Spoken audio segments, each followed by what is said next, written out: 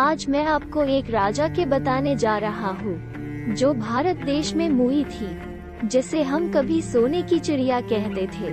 लेकिन अंग्रेज लोगों ने हमारा सारा सोना भारत से लूटकर अपने देश ले गए। लेकिन अभी भी भारत के कई हिस्सों में प्राचीन समय का बहुत सा खजाना गड़ा हुआ है, जिसे चोरी हो जाने के डर से जमीन में गाड़ देते थे और उनकी मौत के बाद वो सोना चांदी कहीं धरती के गर्भ में गड़ा हुआ रहता था।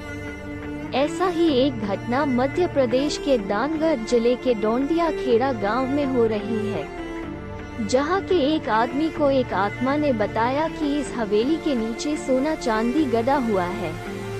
तो उसने अपनी सरकार को बताया कि एक राजा की आत्मा ने मुझको बताया कि जमीन में गड़ा 10,000 टन सोने का रहस्य उसने मुझे बताया, जो आज के सोने के रेट के हिसाब से इसकी कीमत तो 200 अरब रुपये के लगभग होगी। कौन थे राजा राम बख्श? कहां से आया है ये सोना? कैसे मौत हुई राजा की? आइए इन सारे पहलुओं पर प्रकाश डाले के लिए इतिहासकार चंद्रकांत तिवारी के अनुसार क्रांतिकारी शूरवीर राजा ने सन 1857 की क्रांति के दौरान अंग्रेजों को जला दिया था। वो कौन थे और कब से वो इस किले में रह रहे थे, ये किसी को स्पष्ट मालूम नहीं था।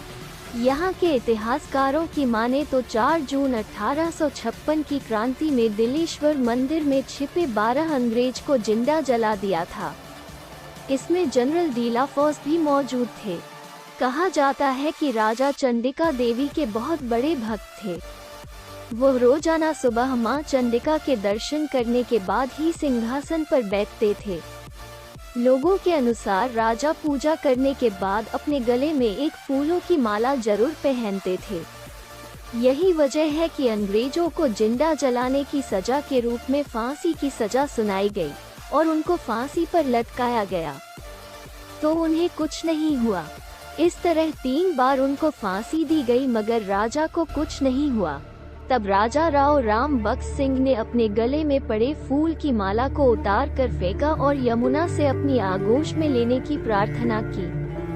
उसके बाद जब अंग्रेजों ने उनको फांसी पर लटकाया, तब उनके प्राण शरीर से निकल गए थे और उस इंसान को जिस आत्मा ने बताया था, वो आत्मा वही होगी। इसके बाद उस आदमी को थोड़ा बहुत रुपया मिला और सारा खजाना सरकार को मिल गया।